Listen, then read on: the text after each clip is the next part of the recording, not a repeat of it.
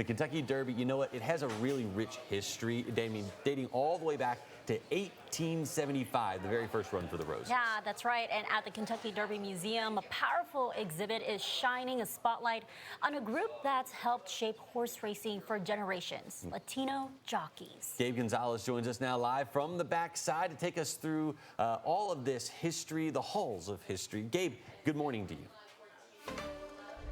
Hey, good morning, Jim and Casey. Live from the backside, like you said. Now, that exhibit is called Las Carreras. Now, when I went, I felt that history just walking through the halls. But there's really something else that you can feel when you walk through that halls. And you read also about the contributions to the sport from Latino jockeys. You probably know the historic Derby stories that are always told. Secretariat's record-breaking win in 1973. Secretariat leads his field by 18 lengths. Or American Pharoah in 2015, ending a 37-year drought of a Triple Crown winner. What about the stories that don't make the headlines? The stories that are untold by the people who are often forgotten. So this is incredibly relevant, incredibly important history that we want to tell. This exhibit, A Las Carreras, Spanish for To the Races, highlights what Latino jockeys have brought to the sport for more than a century.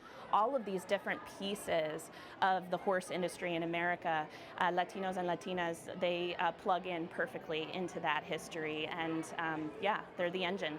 When you step into the exhibit, you'll see a giant scale that tells you the average weight of a jockey. You'll also see plenty of artifacts just like these from prior Kentucky Derbies that you have probably seen. Among the artifacts are the horseshoes worn by Tim Tam. In 1958, jockey Milo Valenzuela, who was born in Texas from Mexican heritage, was the first Latino to win the Derby. From that year on, Latino jockeys seemed unstoppable. We have Edgar Prado, who of course Edgar Prado is immortalized in the huge bronze of Barbaro outside of our museum. He won on Barbaro in 2006 in the Kentucky Derby. The winning saddle Prado used on Barbaro sits in the museum today.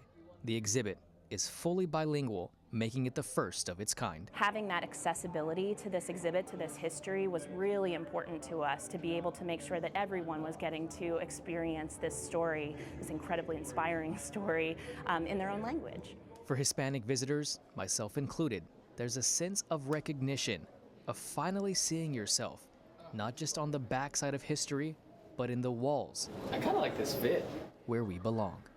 In Louisville, Gabriel Gonzalez, WHAS 11, on your side. Okay, listen, so I'm an emotional person in general, and just listening to that story back in my earpiece right here, it gets me so emotional just seeing that and hearing that story, and it's right here at the Derby Museum. It's a really great story. It's a really great exhibit. If you have the chance to go see it, absolutely go do that. Casey, I know you're new in town. The Derby Museum is an absolute must, and I can see here in our prompter thing that we have, the horses have come out. I saw a couple of them who just passed just a second ago. So we will come back all morning long to show you those horses, and you can find more of that exhibit on our website.